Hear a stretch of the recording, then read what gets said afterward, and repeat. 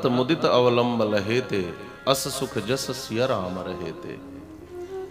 भैया भरत इन दोनों पादुकाओं को लेकर के जब चले तो प्रभु श्री रामभद्र ने भैया शत्रुघ्न को बुलाया और अपने हृदय से लगा लिया। शत्रुघ्नम च परिस्वज्य वचनम चेदम अब्रवीत। हृदय से लगा करके पूछा कि भाई एक बात बताओ, क्या तुम मुझे अपना बड़ा भाई मानते हो?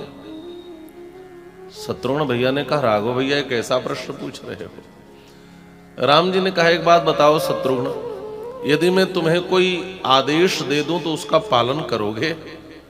शत्रुघ्न भैया ने कहा राघव भैया एक बार आप आज्ञा दे करके देखो, मेरा जीवन धन्य हो जाएगा।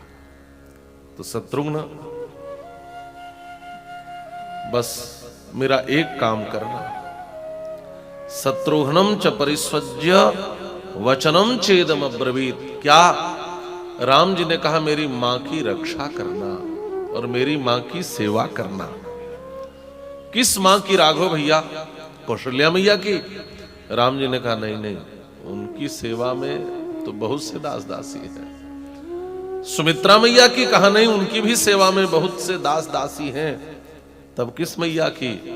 कहा मातरम रक्ष कैकेयी, मेरी मां कैकेयी की रक्षा करना। क्यों? हमने सुना है कि मां कैकेयी की सेवा में अब कोई दास दासी भी नहीं जाता। इसलिए जब तक मैं 14 वर्ष की वनवास की अवधि को पूर्ण करके न आ जाऊं, तब तक मेरी मां कैकेयी की रक्षा करना और सेवा करना, ये दोनों दायित्व है। मातरम रक्ष कैकेयी मारोषम कुरुताम प्रति। एक तो उन पर रोष मत करना, और दूसरे हो सकता है कोई मेरा पागल प्रेमी कभी इतना दुखी हो जाए कि मां कैकेयी का कुछ अहित न कर बैठे।